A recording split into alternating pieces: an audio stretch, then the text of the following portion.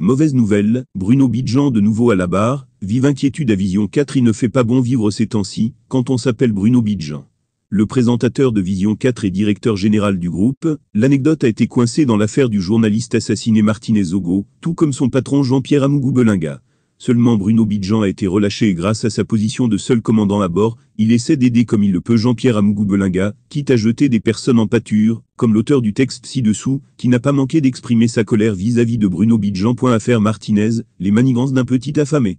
Le comédien journaleux, à qui le professeur Babec avait demandé de retourner en fac décrocher quelques prérequis, a décidé, dans sa haine débordante, et sa défense à tout prix du tube digestif, de mettre ma photo dans l'un de ces tas d'ordures, qu'il qualifie de presque de vraies feuilles de manioc, qu'on ne retrouve que dans des groupes WhatsApp, où ils errent à longueur de journée. Il ne me cite nulle part dans son ramassis, mais se permet d'utiliser ma photo, pour illustrer ses vomissures. L'argument que ce petit mange-mille avance, c'est qu'il n'y avait que ma photo pour bien illustrer la défense de son œsophage. Un vrai Tintin qui s'essaye encore dans les grimaces.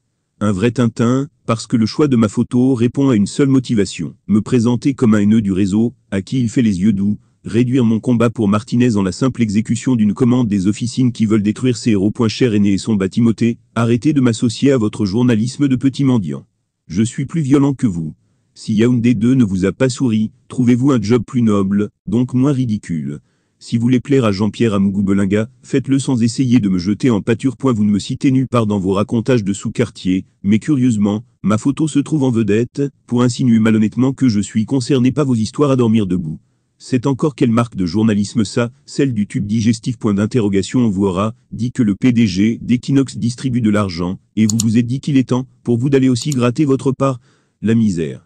Et le petit villageois n'a même pas le courage de signer ses inepties. À ce que je sache, depuis le début, j'ai une seule question, qui a tué Martinez? C'est tout.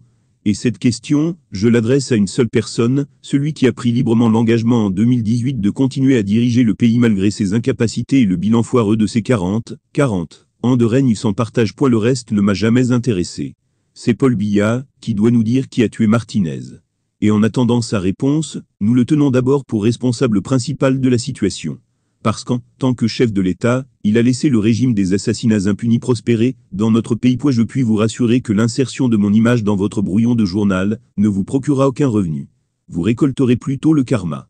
Je sais être sauvage. Pauvre type, texte signé par Aristidem, et relayé par le journaliste Rémi Ngono. L'auteur de la sortie virulente accuse Bruno Bidjan de diffamation et propos mensongers, un délit puni par la loi camerounaise.